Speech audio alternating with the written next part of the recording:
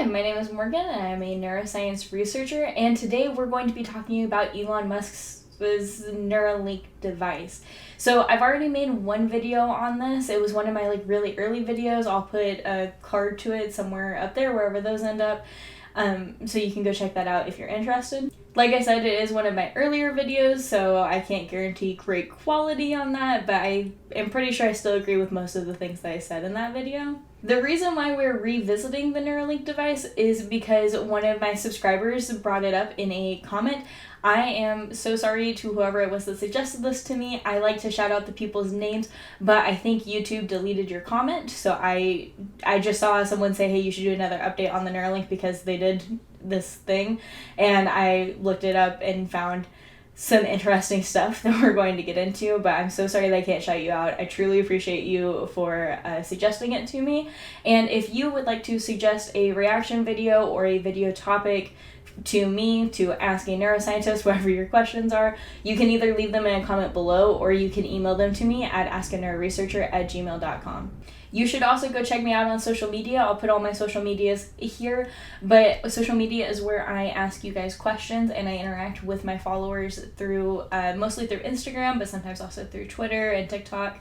And one thing that I do on those platforms is I bring up different video topics. So for instance, the video that I'm doing today, once I realized that this existed, I put a poll up on my Instagram. I'll put it here, and my followers on Instagram decided that yes, this would make a very good video and they'd watch it. So that's why it's happening today. So if you want to be more involved in my decision-making process, or even just to see what I'm doing around the lab and what type of research I do and stuff like that, you can go check me out on Instagram and Twitter.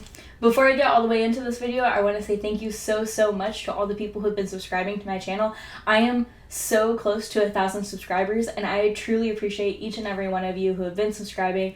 It means a lot to me. I'm super amazed that anyone cares about anything that I have to say, so thank you so much. If you haven't subscribed already, please hit that subscribe button. Like I said, I'm really close to 1,000 subscribers, and I have a really cool video planned to release whenever I hit that goal, so please help yourself. You'll get some interesting neuroscience content.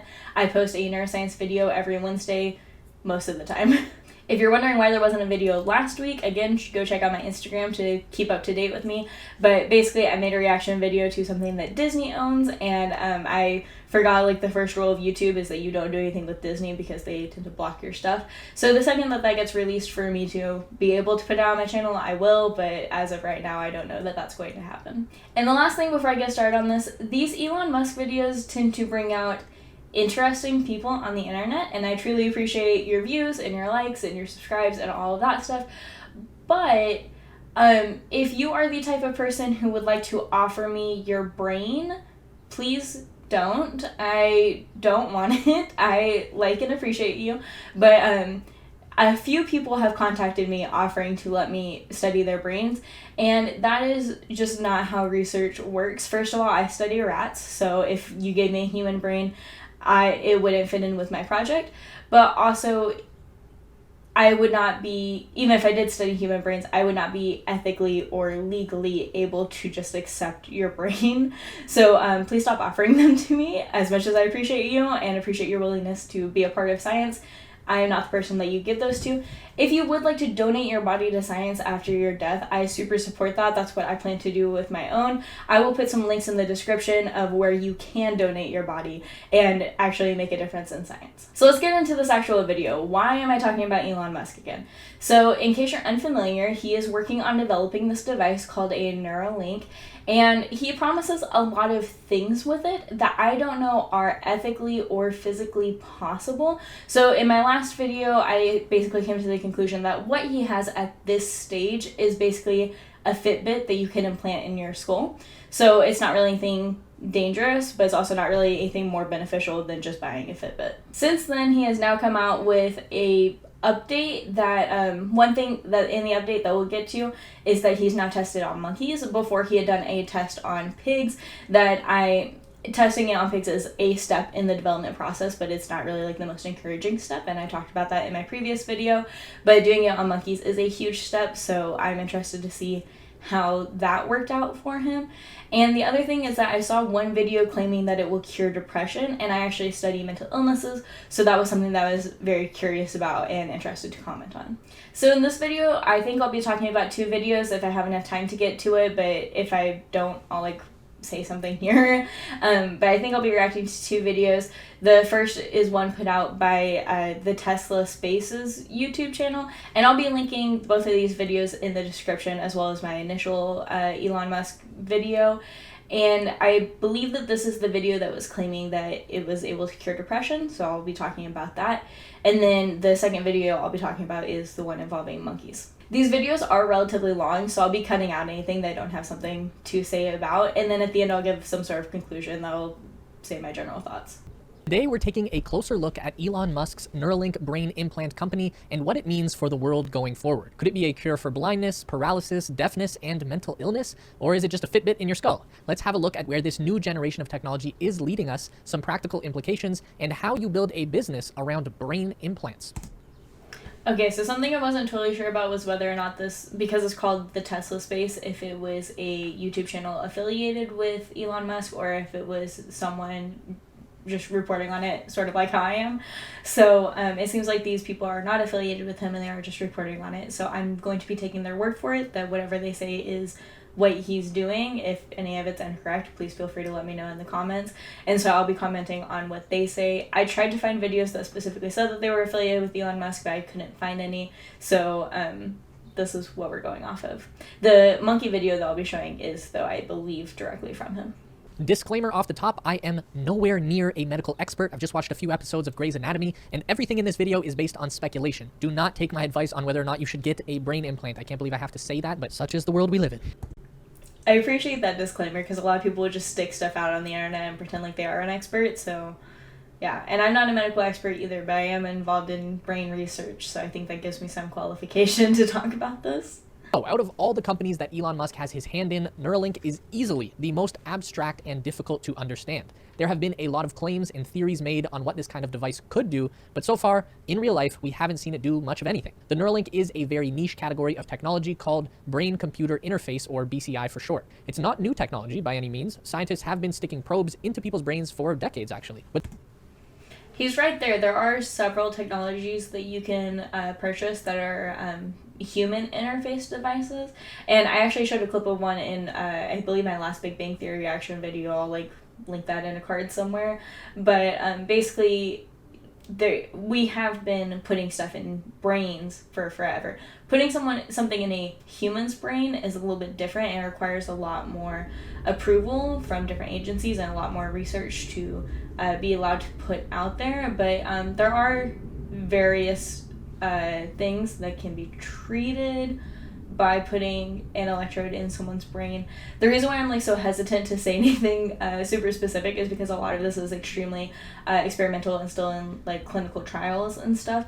So I don't know that there's anything that's been super approved that I can think of that might be a common reason for someone having an electrode in their brain. I think it's more in research we do put a lot of electrodes. My research specifically does involve putting an electrode inside of a rat brain. So it is possible, it is a thing that we have done, but electrodes are highly specific, and maybe we'll get onto that, and if we don't, I'll talk about it later.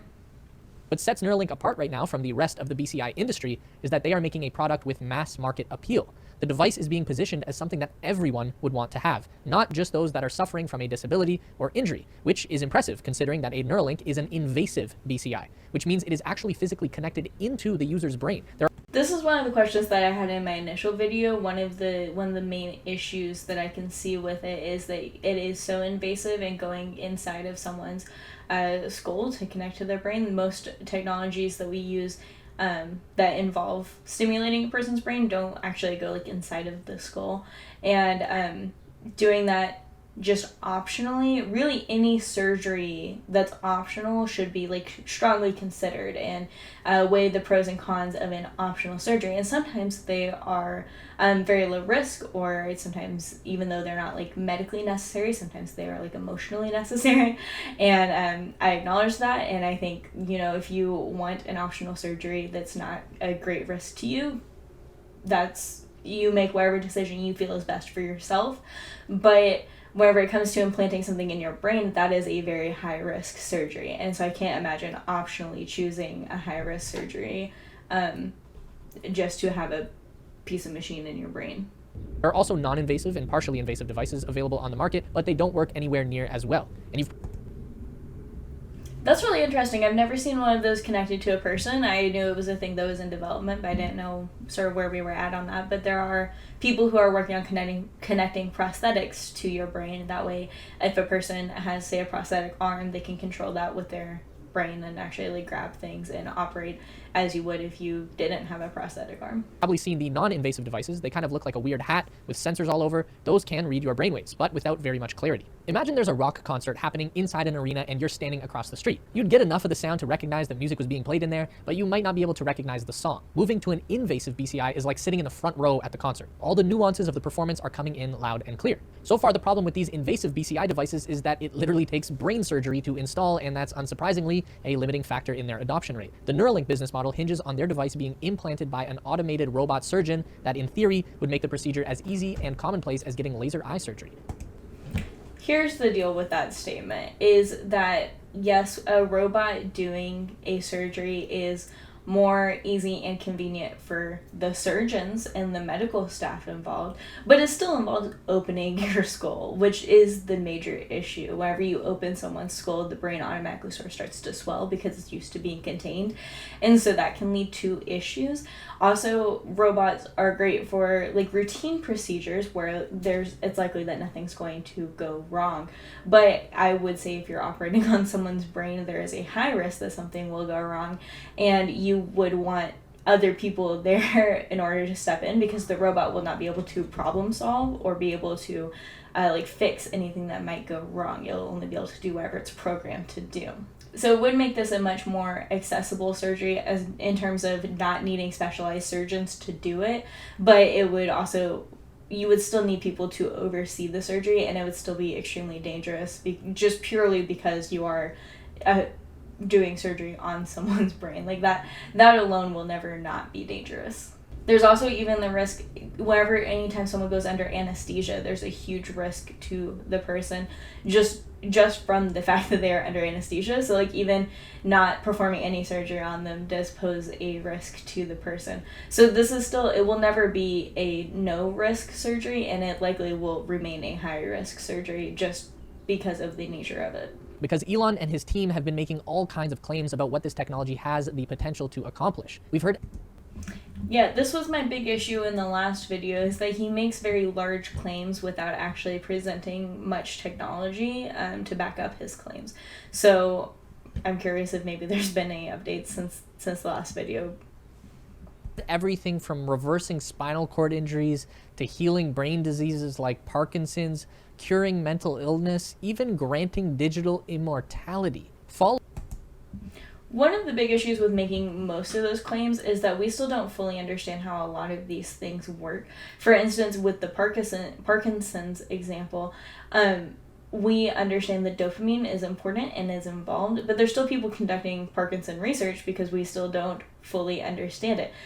There's a drug used to treat Parkinson's called L-Dopa because dopamine is the main issue there, so L-Dopa comes in and provides more dopamine, but it doesn't work 100% of the time. So even say this machine was capable of directly injecting dopamine, because right now that's the best solution that we have, that wouldn't work 100% of the time, so you can't cure it.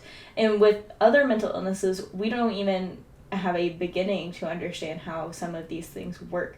For instance, depression and anxiety, both, there's a lot of research into them, but we still don't fully understand what happens in one person's brain versus another person's brain. How do some people undergo a traumatic event and end up with PTSD, and some people undergo a traumatic event and never develop PTSD? We don't understand what's happening there, so we can't fix it yet. You have to understand the issue before you can attempt to solve the issue. Following the Neuralink presentation last August, where a lot of these claims were made, the MIT Technology Review published an article titled "Elon Musk's Neuralink is Neuroscience Theater." I read that paper. It was good. MIT pulled in a lot of reality checks for the Neuralink concept, pointing out that many of these problems might simply be impossible to solve, even with the best technology. For example, if we're going to cure an illness like depression by adjusting the inner function of someone's brain, then we would first need to understand exactly what electrochemical imbalances causes that depression in the first place. So this is just exactly what I just said. I swear I did not watch this video in advance. It's like even if you had a garage full of amazing tools, if you don't understand how a car works, you'd never be able to fix it. The thing that we know is possible with invasive BCI is the ability to control a computer or electronic device with brainwaves alone. This research was pioneered at Brown University in Providence, Rhode Island in 2004 with a project called BrainGate. In late 2018, BrainGate researchers demonstrated that they could enable people with ALS, also known as Lou Gehrig's disease, to control an iPad simply with their thoughts. And that's the first step that Neuralink is expected to take. Yeah, that's true. That was a study that was done, and some really interesting and cool research to be able to do that for people who are unable to have functions that they used to have. It's great to have this technology. Where Elon Musk is trying to take it, though, I think is a dangerous path. Okay, so just because that was a lot of like really repetitive stuff, he basically just provided the evidence for previous research that has shown that we can connect your brain to a prosthetic limb of some sort and control it via that. Also using electrodes that attach to like the inside of your arm if it's a hand, or the inside of your leg if it's your leg, can also help with regaining movement in that area, or can help with controlling a prosthetic limb if you need that. So yeah, those are all things that we have studied and we have researched, and I think there is good potential of using the Neuralink in that way. If you look at the technology that they're using right now, what you need is sort of like massive equipment either on your head or on your arm. So condensing it down into a teeny tiny microchip, I think will take a really long time, but I think that's probably possible. My main issue with the Neuralink is all of the claims that Elon Musk makes. It's almost like the way that people use sort of like homeopathic medicine. He can't just take it as like, yes, we can use this with people with prosthetic devices or people who need assistance in mobility, but instead he takes it further and says, also we can cure depression, also we can cure schizophrenia, also we can cure all of these other things that you can't. With a prosthetic device, we know what the issue is. The issue is that the body part is no longer there, or the body part is no longer mobile. And so we can then fix that. But with these other things that he's claiming that it can do, we don't know even where to possibly start with that. So like this prosthetic stuff I have no issue with. I believe that in enough time this is totally possible. Information from an external source into the Neuralink and then into the brain. Maybe a digital camera could become a person's eyes. Maybe a microphone could become their ears. See, this is where he takes it. He just takes it too far. Too far. To connect all of these things to one device would be nearly impossible, and I made this argument in my last video also. The different things that he's talking about are in different areas of the brain. So to have a single microchip and say that the electrodes are going all over the brain, I don't think would be feasible, because in order to do that you would either have to run it along the skull or through the brain, and along the skull you would just end up with like a lot of extra wires taking up extra space, and your skull is kind of the perfect size for your brain, so you don't want to take up extra space. And then running it through the brain, you might go through necessary areas and disrupt signaling, so that also wouldn't be good. So maybe feasibly, I don't know, for your eyes you'd have to go back to your occipital lobe, for your hearing you'd have to go to your temporal lobe, for movement you'd probably go somewhere around here depending on what it is that you're trying to move. So you would need devices in all of those places if you're trying to do all of these things. Also, just practically, I don't see the reason to put a microchip in your head to listen to music when AirPods or earbuds or headphones exist. You could either undergo an incredibly expensive surgery and incredibly invasive and dangerous surgery, or you could just spend $100 on some headphones. But that's my opinion as a person, not as a neuroscientist. There are already patients with disabilities who are willing and eager to start testing this out for themselves. These people will be the first wave of human trials, and Elon is hoping to have that stage begin this year in 2021. Not only will these trials be examining the efficacy of the Neuralink technology, but we will also be seeing consequences of leaving these electrode threads implanted in the brain for the long term. No one is really sure about factors like physical rejection or corrosion. We just have to do it and hope for the best.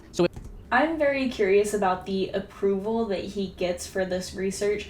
I'm going to work on the assumption that the person who made this video left out some details, hopefully, because if he is conducting ethical research that is being approved by some sort of ethics board, he would not have made it to human trials without knowing how the Neuralink affects the body long term.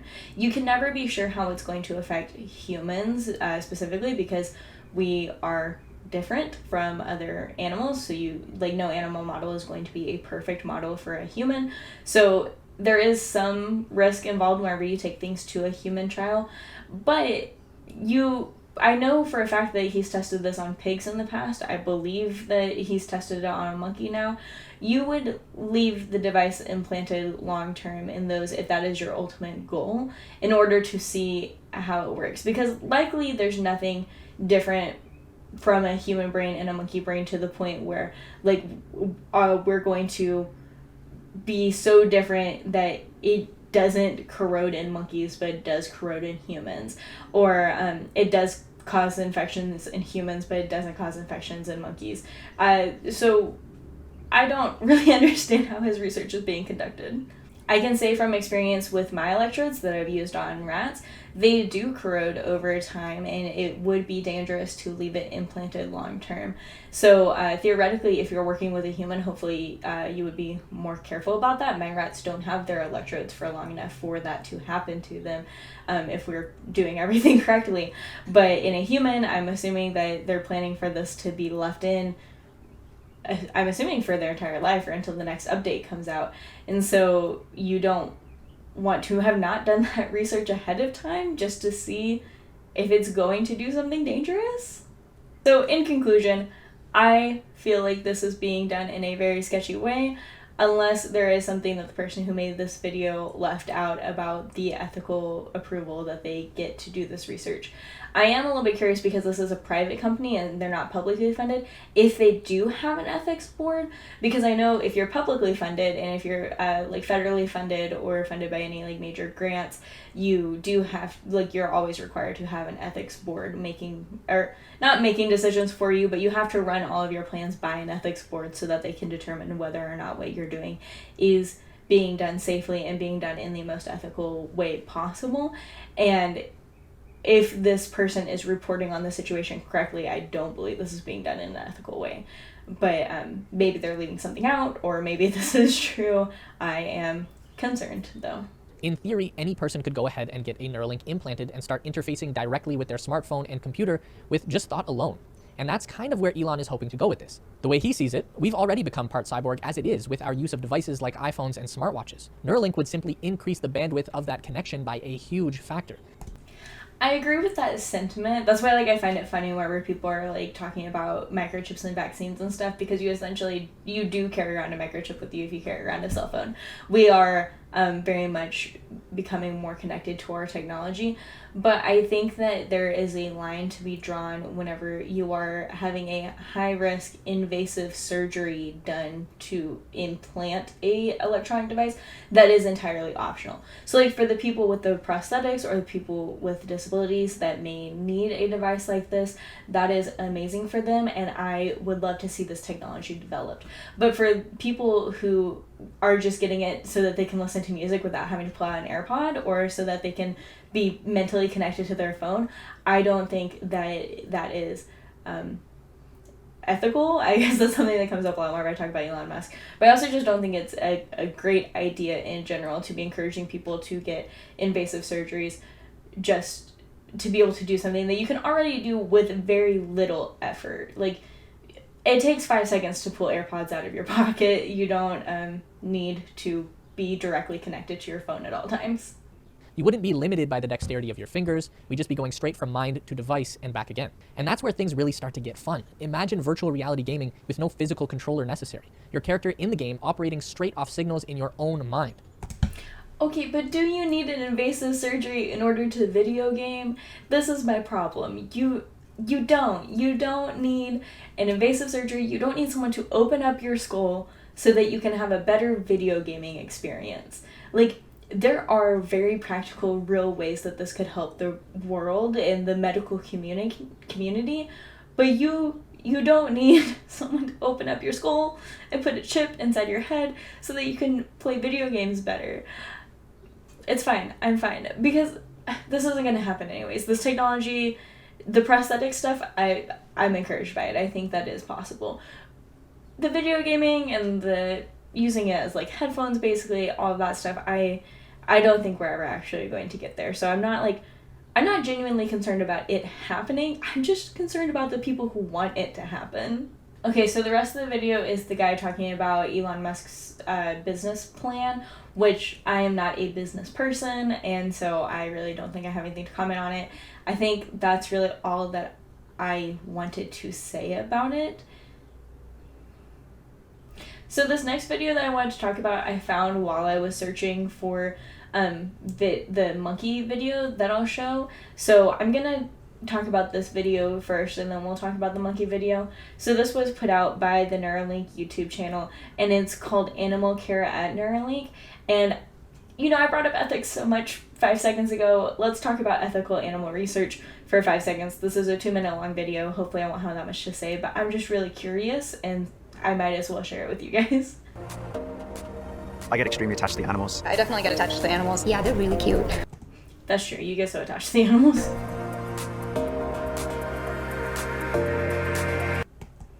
I am shocked. A lot of people avoid showing research animals for fear of organizations like PETA that will actually, I've been at several universities that have been received bomb threats by animal rights activists because of people sharing media of the research animals. So a lot of people nowadays, you're not really allowed to show that of your facility because of fear of these threats by people. So it's interesting that they chose to show it. They're very cute though. We want to be more kind. We want to be more humane. People coming into the field now are really pushing that. I'm one of the people who makes the devices using my hands. I'm constantly thinking that this is going to go into Barbara or this is going to go into Cleo, and we know their names. We've seen them. You can't name them. You just can't. You get to Animal attach. behavior team is fantastic. My job's so much better because I can rely on their expertise. One of my jobs is to help design behavioral plans and training plans for the animals that we use in behavioral research. Make sure that the spaces that they're in are comfortable and designed in such a way to express that full behavioral repertoire. I oversee all facets of the animal care program, from the day-to-day husbandry, food, water, provisions for these animals, to ensure that these animals are always looked after to the best of our ability. So we actually have a committee here that we've developed that meets regularly, talks about ways that we can try to prevent compassion fatigue so that every day when we come in, we have the energy that we need to provide good, loving compassion to the animals that we work with. That's interesting because I think that's great. That's really good that they do that. I think it's important that we do talk about how to be more compassionate to our research animals. I know all the labs that I've been a part of, we do our absolute best to treat our animals as well as possible. But, I was bringing up like an ethics committee, which I think is slightly more important to make sure that you're treating the animals ethically and also that you're doing ethical research. So it's interesting that they have a compassion committee but not a ethics committee, as far as I know. They might have it, I'm just not aware of it, but to my knowledge, it seems like they don't care as much about it. Okay, so that was actually not as interesting as I thought it was going to be. They just essentially talked about how much they love their animals for a really long time. Great that they love their animals. Wish they would care a little bit more about conducting ethical research, but that's fine. We're going to move on to the last video. This is just a 3-minute long video of the monkey research that's being done. So I'm really excited to see what they've done in monkeys and see how that compares to sort of what they're promising people. This is Pager. He's a 9-year-old macaque who had a Neuralink placed in each side of his brain about 6 weeks ago. If you look... This is what I'm saying. He had a Neuralink placed in both sides of his brain, which means you can't do this with just one implantation. I'm getting a little bit worked up about it, but this is what I was saying. You're going to need multiple implants to be able to do all of the things that they're promising, which makes this a lot less practical than just putting a single microchip in someone's brain, which is already pretty impractical. You can see that the fur on his head hasn't quite fully grown back yet. He's learned to interact with a computer for a tasty banana smoothie delivered through a straw. I was wondering what that was. We can interact with the Neuralinks simply by pairing them to an iPhone, just as you might pair your phone to a Bluetooth speaker. The links record from more than 2,000 electrodes implanted in the regions of Pager's motor cortex that coordinate hand and arm movements. Okay, so here's my question, and hopefully they'll get to it because there are 2 more minutes of this video left. But they said that he's playing Pong with his mind, but right now he's using a stick controller.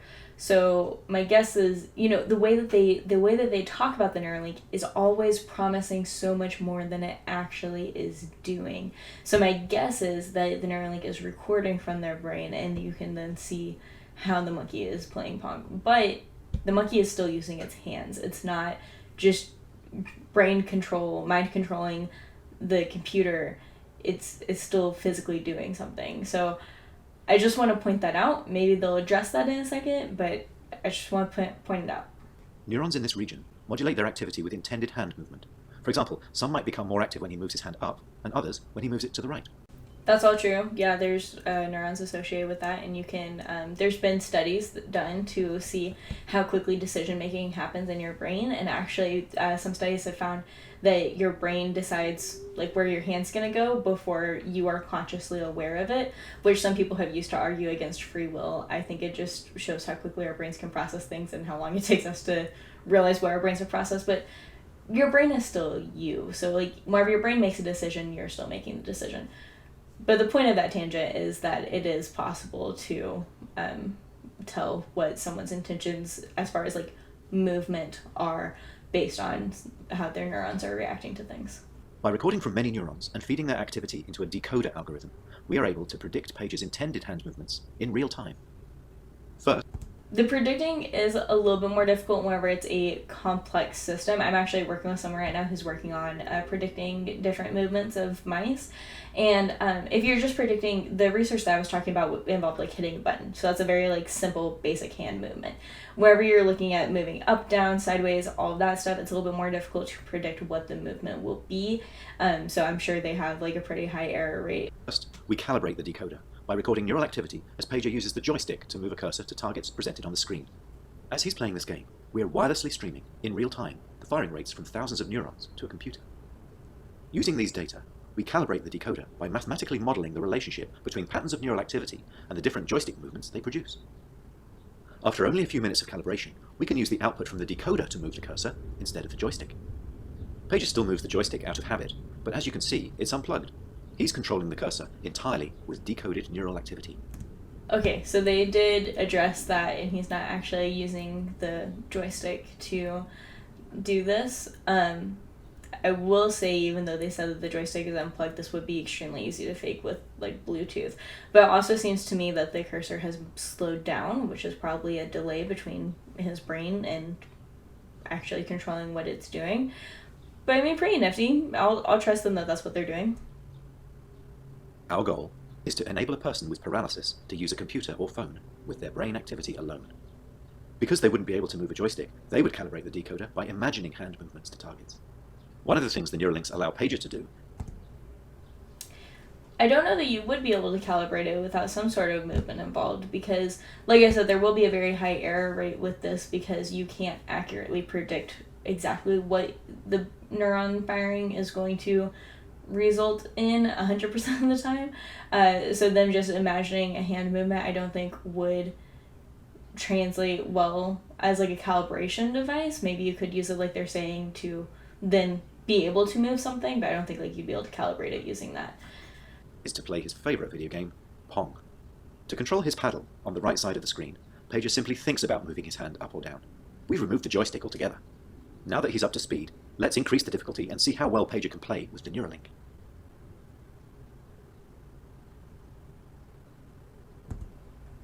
I am very curious about the training process on this because I don't know that a monkey would be able to know, like, now that the joystick's gone, I just have to think about moving it. Like, I don't know how that communication would happen, but I'm going to trust them that this is what's happening. Okay, I'm going to trust them that that is the method that they have developed because I haven't read the specific research on this, so I don't know for sure exactly what's going on aside from what's been presented in this video. But what I would say is, if, let's say in theory, this is exactly what's happening, then this monkey has 2 implants to be able to move a single piece of the Pong game. If you're trying to get this to be a thing that humans can use to do our very complex daily tasks, you're going to need at least 2, but likely many more, because also, like I was saying, different parts of the brain do different things. I'm gonna guess the reason why they needed 2 implants was because the 2 halves of your brain do separate but similar things, and so like you would need the 2 halves to be able to form a coherent movement or a coherent exercise of some sort. So you would need at least the 2 for movement. Then I would say if you're, again, like going with like auditory stuff, your auditory cortex is around your ear area, so you would need probably 2 there. You'd need like 2 up here for the motor. If you're doing anything visual, you would need at least 1 back here in the occipital lobe. So now we're up to 5 electrodes in one person's brain that we're saying we don't know are completely safe yet, but let's say that they made it past approval to get like medical use for it. If you're just trying to get this so that you can play video games easier, or like the guy in the other video was saying, like, so virtual reality can be more interesting, that's 5 unnecessary, highly invasive, high-risk surgeries to be able to play a video game better. So I don't think that this is at all even relatively practical. Like I said, if you're using this for prosthetics or for like medical devices, medical assistant devices that like are necessary and that would improve someone's quality of life, I think that this technology is amazing. I think that we need to work on developing it. And also there's a difference there of the difference of being able to control a hand. You would likely only need the 2 implants, maybe even 1 implant to be able to control a single hand. But if you're saying like someone needs to be able to control both hands, you're gonna need at least 2. Saying someone needs to control like their legs and their hands, it gets a lot more complicated the more that you add on. And we're not saying that like the person is going to end up with all of these electrodes if they just need to control a hand. So it's a lot to process and it's a lot to do, and I think the prosthetic stuff is promising, but I think the rest of it is unnecessary and not at all promising. As you can see, Pager is amazingly good at mind pong. He's focused, and he's playing entirely of his own volition. And he's not focused, he's eating. Animals go crazy over eating. Like, I cannot stress to you the amount that it can mess up an experiment if an animal is like eating or focused on eating. It's not magic. The reason Neuralink works is because it's recording and decoding electrical signals from the brain. Great game, Pager. And what better reward for a monkey than a banana? You know, most monkeys actually don't like bananas, so that's just a fun fact. So anyways, I'm sorry that this ended up being kind of a longer video. I had a lot to say about everything that was going on, but I didn't really want to leave out too much. I will try to edit it down as much as possible, but I doubt that we're getting below 30 minutes on this video. Thank you for sticking around. If you stuck around, to conclude all of my like final thoughts on all of this, I still think at this point it's a fancy Fitbit that goes in someone's head.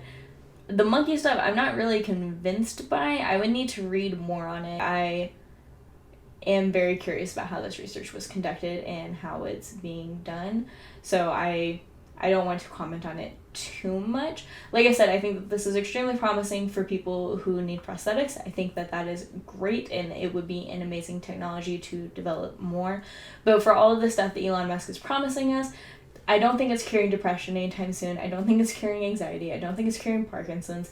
I think mental illnesses and other illnesses that originate from the brain, it's going to be a long, long time before we are able to solve those with drugs, let alone with any sort of technology. So like I said at the beginning of the video, if you enjoy my content and are interested in my channel, please hit the subscribe button. Please follow me on social media. If you'd like to ask a neuroresearcher a question, you can email me at askaneuroresearcher@gmail.com, or you can just leave it in the comments below. And with all of that, I will see you next Wednesday. Bye.